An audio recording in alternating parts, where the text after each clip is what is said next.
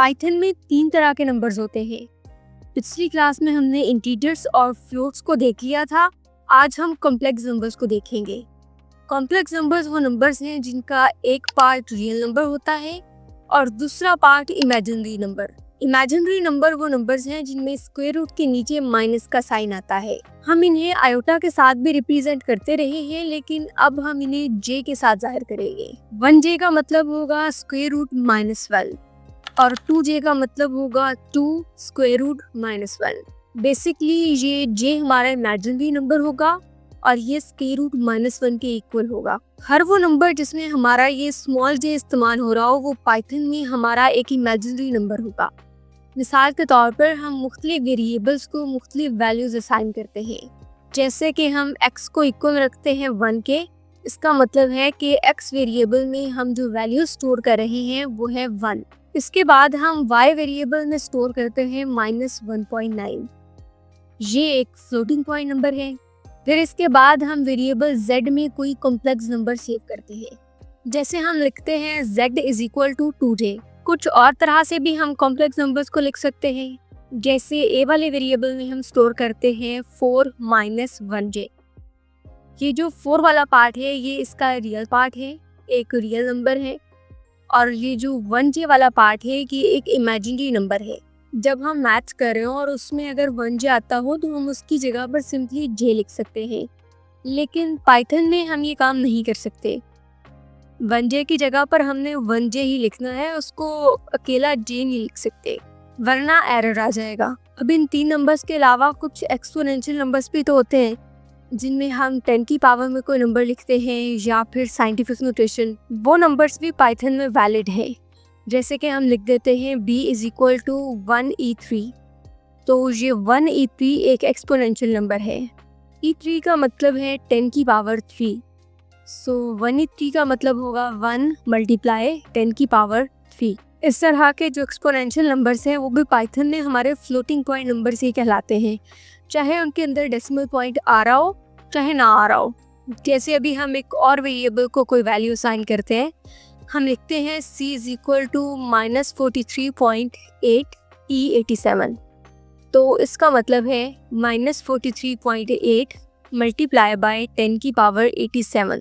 इसमें decimal point आ रहा है, सो ये फ्लोटिंग पॉइंट नंबर बहुत क्लियरली है। लेकिन जो से ऊपर वेरिएबल है b = 1e3, ये देखने में हमें फ्लोटिंग पॉइंट नंबर नहीं लग रहा क्योंकि इसमें डेसिमल नहीं है, लेकिन असल में ये फ्लोटिंग पॉइंट नंबर है क्योंकि 1 × 10 की पावर e3 का मतलब ही होता है 1.0 × 10 की पावर 3। अब ये डिफरेंट तरह की वैल्यूज असाइन करने के बाद हम इन सारों की टाइप्स को चेक कर लेते हैं। थोड़ी टाइप फंक्शन की भी प्रैक्टिस हो जाएगी और हमें ये चीज़ मज़ीद क्लियरली समझ में आ जाएगी। तो सबसे पहले हम प्रिंट करते हैं type of y। Type of x print नहीं कर रहे हैं क्योंकि वो एक इंटीजर है और इंटीजर की प्रैक्टिस हम पिछली क्लासेस में बहुत बार कर चुके हैं। टाइप ऑफ y प्रिंट करके देखते हैं तो ये एक फ्लोट है, एक फ्लोटिंग पॉइंट नंबर है। इसके बाद हम टाइप ऑफ z को प्रिंट करके देखते हैं, लेकिन ये तो एरर है, स्पेलिंग गलत है टाइप की। तो हम टाइप के स्पेलिंग ठीक करते हैं और फिर इसको दोबारा से रन करते हैं। सो अब इसने हमें z की टाइप बता दी है, यानी कि ये एक कॉम्प्लेक्स नंबर है। सो अब हमें इसने z की टाइप बता दी है जो कि एक कॉम्प्लेक्स नंबर है। अभी हम प्रिंट करके देखते हैं टाइप ऑफ p और फिर इसके बाद हम प्रिंट करते हैं type of c। Type of a नहीं प्रिंट कर रहे क्योंकि a बहुत क्लियरली एक कॉम्प्लेक्स नंबर है, सो उसकी प्रैक्टिस मैं आपको छोड़ रही हूँ। अभी हम देख सकते हैं कि ये दोनों, यानी कि वेरिएबल b वाला और c वाला, दोनों ही फ्लोट्स हैं। एक और चीज़ हमने पिछली क्लास में देखी थी और वो थी टाइप कास्टिंग। टाइप कास्टिंग की मदद से हम किसी भी वेरिएबल की टाइप को चेंज कर देते थे। जैसे अभी हम b की टाइप को चेंज करते हैं, हम लिखते हैं b = फ्लोट ऑफ 1e3, लेकिन ये तो ऑलरेडी एक फ्लोट है। लेकिन खैर, अगर हम इसकी टाइप को दोबारा से फ्लोट ही डिक्लेयर करें तो ये हमें इसकी टाइप बतौर फ्लोट ही बता देगा। लेकिन अगर हम फ्लोट को रेज करके इसकी जगह पे लिख देते हैं इंट, तो अब ये b वाला वेरिएबल एक इंटीजर के तौर पे स्टोर होगा, बावजूद इसके कि वो एक फ्लोटिंग पॉइंट नंबर था। इसी को हम टाइप कास्टिंग कहते हैं। लेकिन यही वाली टाइप कास्टिंग जो कि हम इंटीजर्स के लिए, स्ट्रिंग्स के लिए या फिर फ्लोट्स के लिए कर रहे थे, उन्हें हम कॉम्प्लेक्स नंबर्स के लिए इस्तेमाल नहीं कर सकते।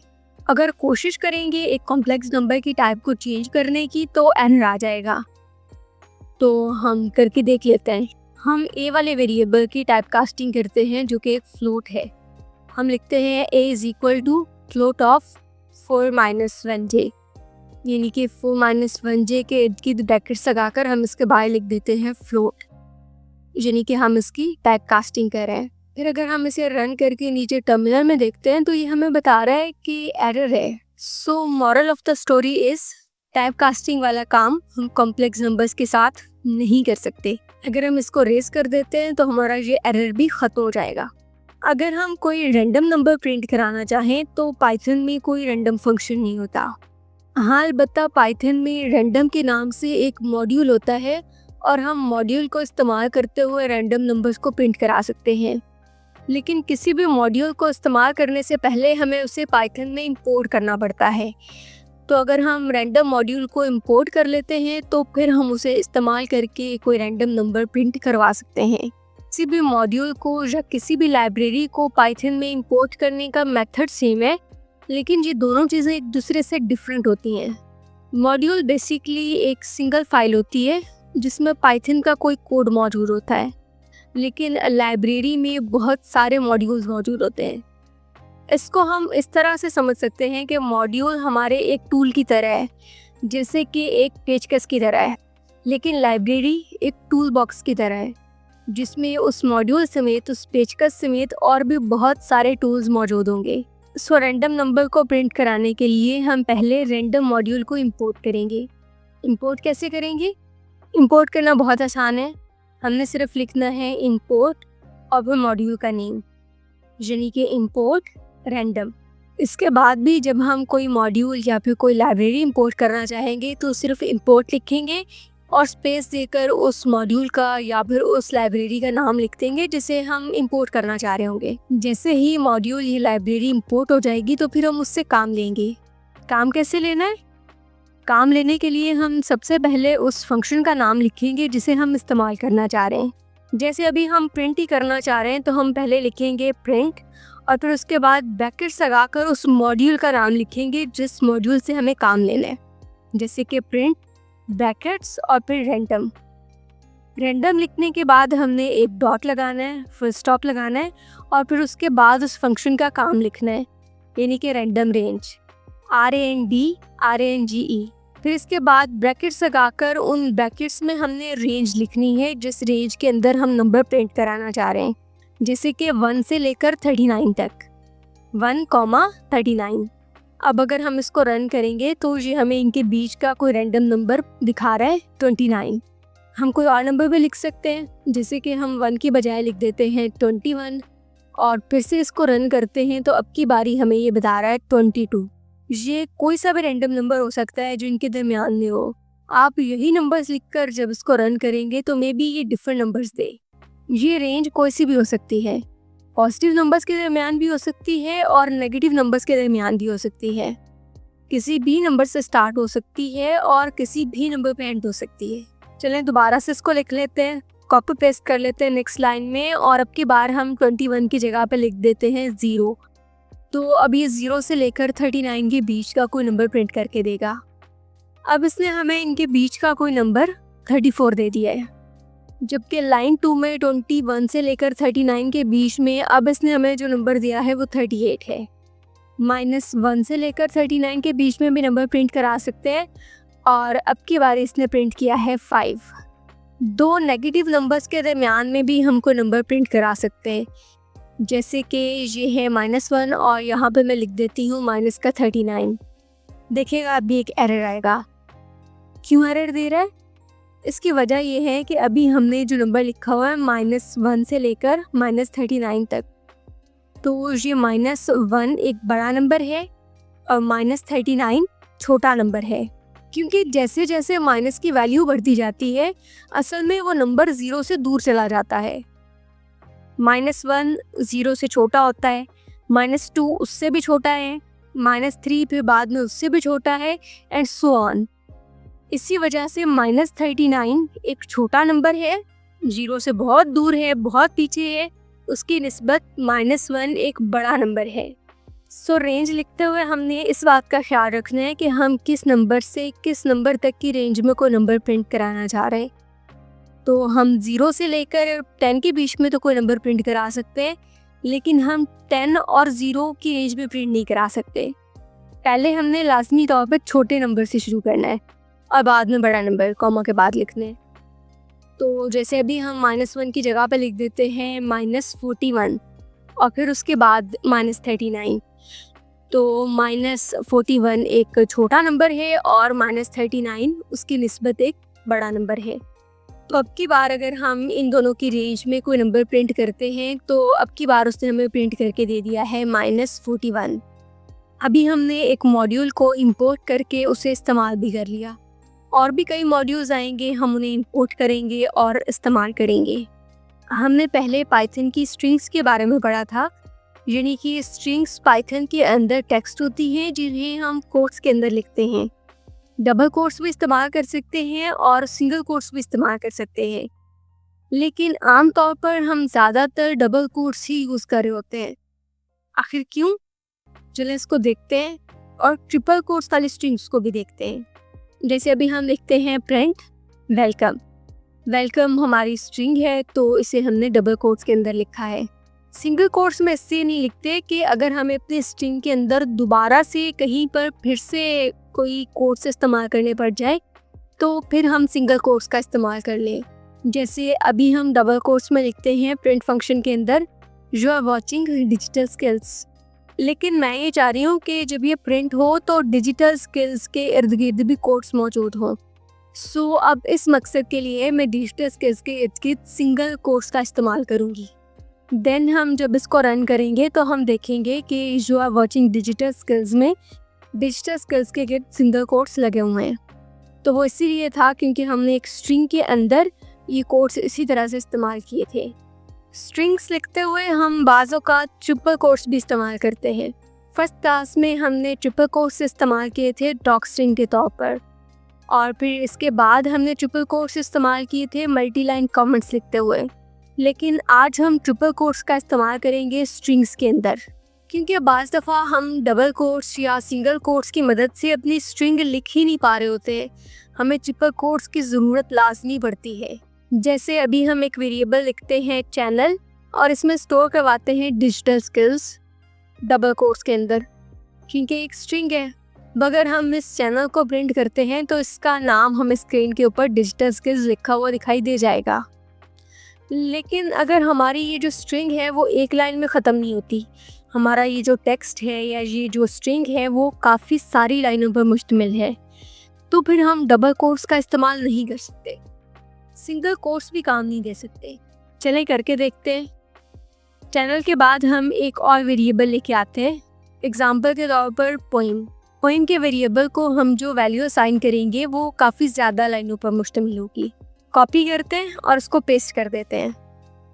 तो अभी आप देख सकते हैं कि डबल कोट्स में हमने ये जो स्ट्रिंग लिखी है इसके अंदर 28 प्रॉब्लम्स आ रही हैं। सो हम इसको रेज करते हैं और हमें डबल कोट्स की बजाय लगाने हैं ट्रिपल कोट्स। ट्रिपल कोट्स लगाएंगे, अपनी पोइम को पेस्ट करेंगे और आखिर पर हम फिर से ट्रिपल कोट्स लगा देंगे। अब की बार जब हम इसे रन करते हैं तो हमारे प्रॉब्लम्स ख़त्म हो चुके हैं। यानी कि मल्टी लाइन स्ट्रिंग लिखने के लिए हम ट्रिपल कोट्स का इस्तेमाल करते हैं। जब हम पाइथन में कोई स्ट्रिंग स्टोर करते हैं तो उस स्ट्रिंग के अंदर मौजूद हर पोजीशन को, चाहे वो कोई ब्लैंक स्पेस हो या कोई लेटर हो या कोई सिंबल हो, उसे एक पोजीशन असाइन कर दी जाती है। ये पोजीशन शुरू होती है 0 से और हम ये चेक कर सकते हैं कि किसी भी स्पेसिफिक पोजीशन पर कौन सा कैरेक्टर या फिर कौन सी स्पेस या सिंबल मौजूद है। जैसे अगर हम देखना चाहते हैं कि हमारे पोइम वाले वेरिएबल के अंदर फर्स्ट पोजीशन पर क्या मौजूद है, तो उसके लिए हम लिखेंगे प्रिंट और फिर ब्रैकेट्स के अंदर हम लिखेंगे अपने वेरिएबल का नेम यानी कि पोइम, और फिर वेरिएबल के नेम के बाद हमने स्क्वायर ब्रैकेट्स में वो पोजीशन लिखनी है जिस पोजीशन पर हम एक्सेस करना चाह रहे हैं। जैसे ही हम इसको रन करेंगे तो ये हमें बता रहा है कि हमारी जो फर्स्ट वाली पोजीशन है नंबर 1 है, उसके ऊपर मौजूद है आई। अब अगर हम एक्सेस करने की कोशिश करते हैं पोजीशन 2 को, तो हम इसी तरह से लिखेंगे प्रिंट पोएम और फिर स्क्वायर ब्रैकेट्स के अंदर 2। तो ये 2 वाली पोजीशन को एक्सेस करेगा। 2 वाली पोजीशन के ऊपर ब्लैंक स्पेस है, तो अब की बारी ये हमें ब्लैंक स्पेस ही दिखा देगा कि 2 पोजीशन के ऊपर ब्लैंक स्पेस मौजूद है। अब हम इसके बाद अपनी चैनल वाले वेरिएबल के अंदर 0 पोजीशन को प्रिंट करके देखते हैं। तो अभी हमें दिखा रहा है कि उसकी जगह पर डी मौजूद है। इसके बाद एक और फंक्शन भी है, लेंथ फंक्शन। लेंथ फंक्शन का इस्तेमाल करते हुए हम किसी भी स्ट्रिंग की लेंथ को जान सकते हैं। जैसे हम लिखते हैं प्रिंट और फिर उसके बाद ब्रैकेट्स के अंदर लेंथ ऑफ चैनल। लेंथ के लिए पूरा लेंथ नहीं लिखना होता, अकेला LEN लिखना है, जो कि फंक्शन है लेंथ का।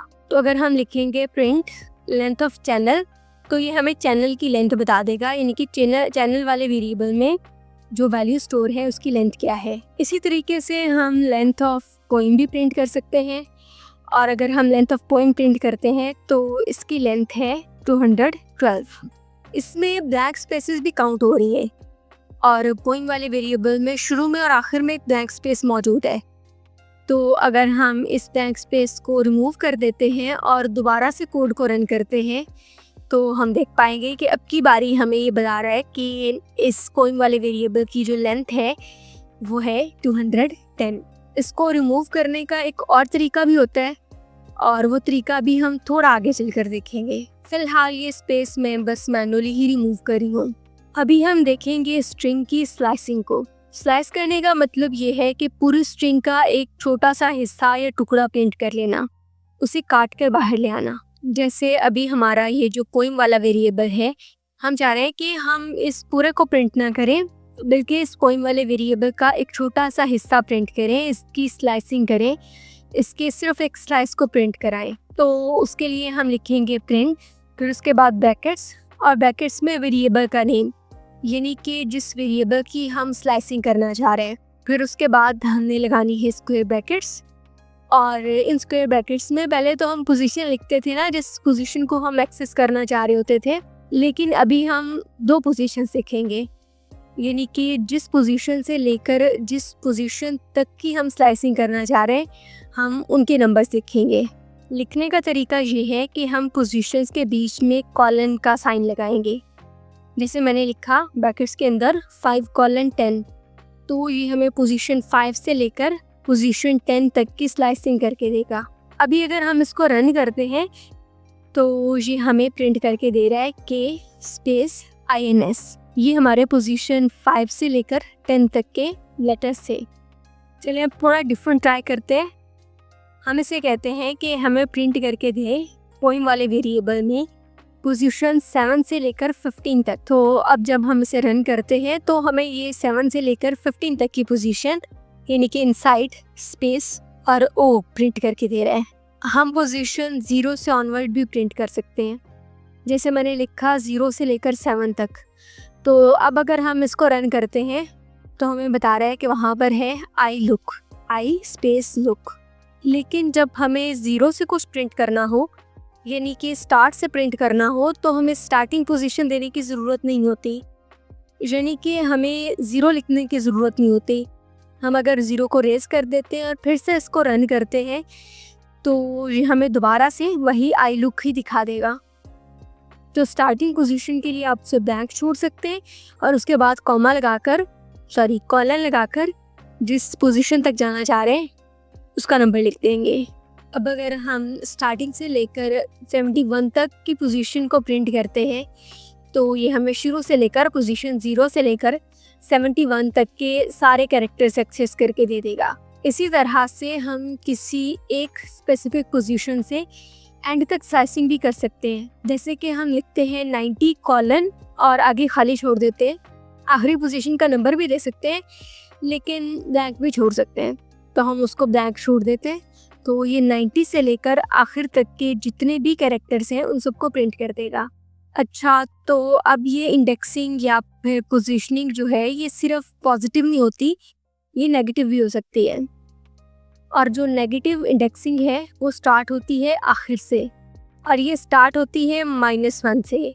यानी कि किसी भी स्ट्रिंग के अंदर ये जो लास्ट कैरेक्टर है उसकी पोजीशन होगी -1। जैसे हमारे चैनल वाले वेरिएबल में जो -1 पोजीशन है वहाँ पर s मौजूद है, फिर उसके बाद -2 पर l है, -3 पर भी l है, फिर -4 पर i है, एंड सो ऑन। अब अगर हम नेगेटिव स्लाइसिंग करते हैं, यानी कि हम चैनल वाले वेरिएबल में प्रिंट करते हैं -3 से लेकर -1 तक, तो हमें ये देगा -3 वाला कैरेक्टर और -2 वाला कैरेक्टर। यानी कि -1 को ये एक्सेस नहीं करेगा। जो भी हमने ये लास्ट पोजीशन दी है, लास्ट इंडेक्स दिया है, उससे एक पोजीशन पहले तक का ये हमें प्रिंट करके देगा। जैसे -3 पर l था और -2 पर भी l था, तो ये हमें l और l प्रिंट करके देगा। आखिर वाला s हमें प्रिंट करके नहीं देगा। 1 से पहले ये रुक जाएगा, -1 से पहले रुक जाएगा। अब बात करते हैं मॉडिफिकेशन की। यानी कि अगर मैं चाहूँ कि मैं कोई स्ट्रिंग लिखने के बाद उसमें कोई चेंजेस करूँ, तो उसके लिए मुझे पूरी की पूरी स्ट्रिंग को रीराइट करने की ज़रूरत नहीं है, बल्कि इसके लिए मैं कुछ मेथड्स का इस्तेमाल कर सकती हूँ। जैसे कि चैनल वाले वेरिएबल में डिजिटल स्किल्स में D कैपिटल है और S कैपिटल है, बाकी तमाम लेटर्स स्मॉल लेटर्स हैं। तो अगर मैं चाहूँ कि मैं ये तमाम लेटर्स लोअर केस लेटर्स में लिख दूँ या फिर अपर केस लेटर्स में लिख दूँ, तो उसके लिए मुझे पूरी स्ट्रिंग को रीराइट करने की ज़रूरत नहीं है, बल्कि मैं कोई मेथड इस्तेमाल करके ये काम डायरेक्टली भी कर सकती हूँ। किसी भी मेथड का इस्तेमाल करने के लिए हम लिखते हैं प्रिंट, और फिर प्रिंट के बाद ब्रैकेट्स के अंदर उस वेरिएबल का नेम लिखते हैं जिस वेरिएबल पर हम कोई मेथड अप्लाई करना चाह रहे हो, इन दिस केस चैनल। और फिर उस चैनल को लिखने के बाद हम लगाते हैं एक डॉट, और डॉट लिखने के बाद मेथड का नेम, यानी कि upper print of variable dot method, और फिर मेथड के बाद ब्रैकेट्स। अब जब हम इसको रन करेंगे तो हमें टर्मिनल पर डिजिटल स्किल्स अपर केस में लिखा हुआ दिखाई दे जाएगा।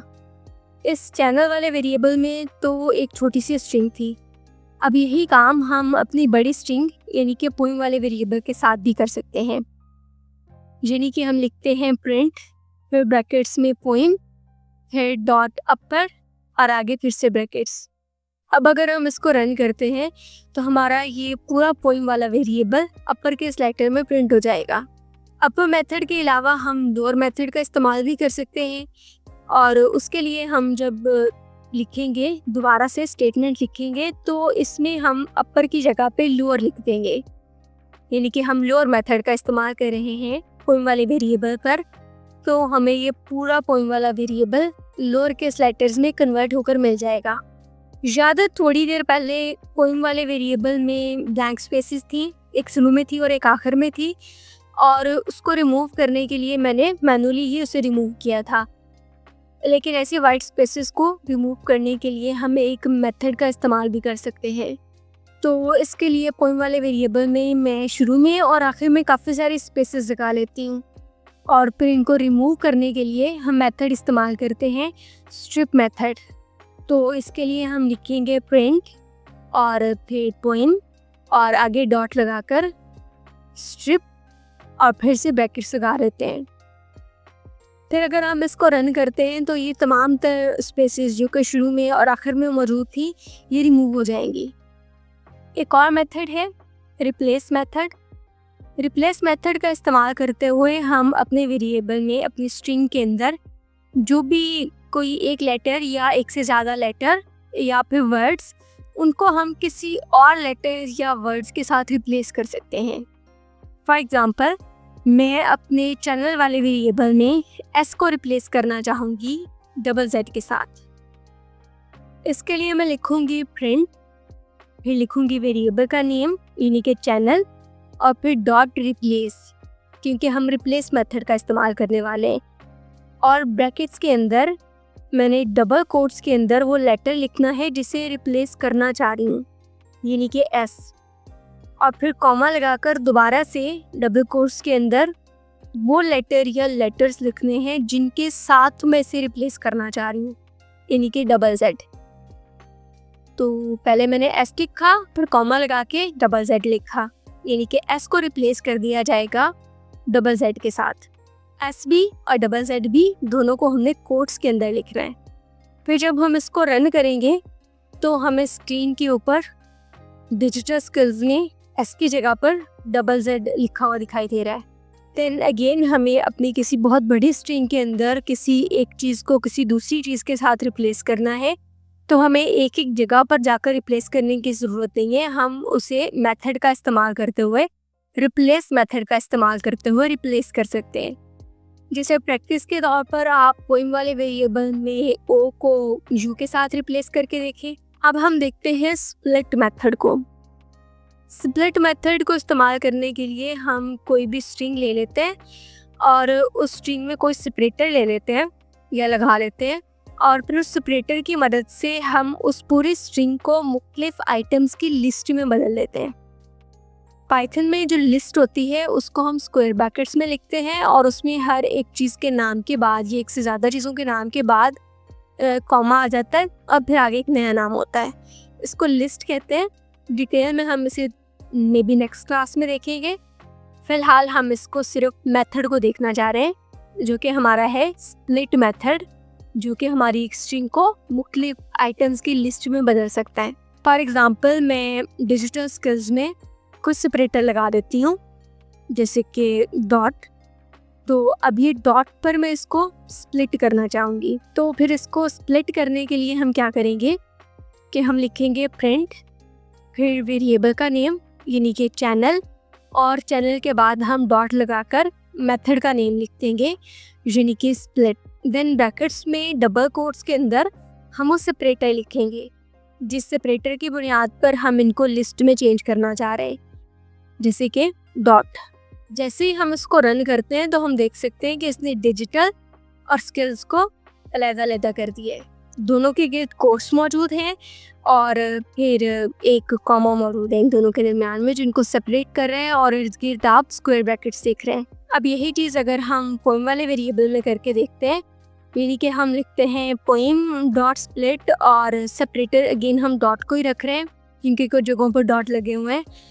तो अब अगर हम इसको स्प्लिट करते हैं तो जहाँ जहाँ पर डॉट लगा हुआ है वहाँ से ये स्प्लिट हो जाएगा। स्ट्रिंग के हर पार्ट को ये सिंगल कोट्स में लिख रहा है और जहाँ जहाँ पर फिर फुल स्टॉप आ रहा था वहाँ पे कॉमा लगा रहा है। एडगित स्क्वायर ब्रैकेट्स लगी हुई है। बीच में आपको कहीं कहीं स्लैश एन भी दिखाई दे रहा होगा, तो स्लैश एन का मतलब होता है न्यू लाइन। अभी हमने बहुत सारे मेथड्स देख लिए हैं, लेकिन हमने इन मेथड्स को अलग अलग इस्तेमाल किया है। लेकिन इन मेथड्स को पाइथन में हम एक साथ भी इस्तेमाल कर सकते हैं। अभी हमने बहुत सारे मेथड्स को देख लिए, लेकिन इन मेथड्स को हमने अलग अलग इस्तेमाल किया है। पाइथन में हम एक से ज़्यादा मेथड्स को एक चेन के थ्रू लिंक करके इकट्ठा भी इस्तेमाल कर सकते हैं। जैसे ही एक मेथड ख़त्म हो जाएगा तो उसके बाद हमने एक डॉट लगाना है और फिर नया मेथड। जैसे कि ये पोइम वाला वेरिएबल, इसको अगर हम स्प्लिट करने के अलावा स्ट्रिप भी करना चाह रहे हैं, यानी कि ये जो शुरू में और आखिर में ब्लैंक स्पेसेस हैं उनको ख़त्म भी करना चाहें, तो इसके लिए हम ये जो पोइम वाला वेरिएबल है, इस वेरिएबल में डॉट के बाद एक और मेथड का नाम लिख देते हैं, जैसे कि स्ट्रिप। ब्रैकेट्स लगाने के बाद हम दोबारा से डॉट लगा देंगे। तो ये दो मेथड्स हमने चेन के थ्रू लिंक कर दिए हुए हैं। चले अब हम एक और मेथड भी लगाते हैं। हम इसको अपर के सेटर्स में भी कन्वर्ट कर देते हैं। तो डॉट के बाद हम अपर भी लिख देते हैं और उसके आगे ब्रैकेट्स लगा देते हैं और उसके बाद फिर से डॉट। तो अभी ये 3 मेथड्स हैं जो हमने एक चेन के थ्रू इकट्ठे इस्तेमाल कर लिए लिंक करके। अब अगर हम इसको रन करते हैं तो ये सारे मेथड्स इस पर अप्लाई हो जाएंगे, यानी कि ये स्प्लिट हो जाएगा, अपर के सेटर्स में भी कन्वर्ट हो जाएगा और स्ट्रिप भी हो जाएगा। हमारी ये पाइथन की तीसरी क्लास मैंने दोबारा से रिकॉर्ड की है, क्योंकि पहले क्लास पर कुछ लोगों को कहना था कि उनको आवाज़ क्लियर नहीं आ रही और कुछ लोगों को लगता था कि जो फ़ॉन्ट्स हैं वो बहुत छोटे हैं और उनको क्लियरली दिखाई नहीं दे रहा। सो अभी मैंने कोशिश की है कि मैं इसको जूम करके रिकॉर्ड करूं। आई होप कि अब आप पहले से कुछ बेहतर अंदाज में इसको समझ पाए होंगे। फीडबैक ज़रूर शेयर कीजिएगा और मेरी कोशिश होगी कि अब हम जल्द से जल्द इस कोर्स को कंप्लीट करें। मे बी डेली बेसिस पर या फिर एक दिन के बाद अगले दिन क्लास ज़रूर रखें।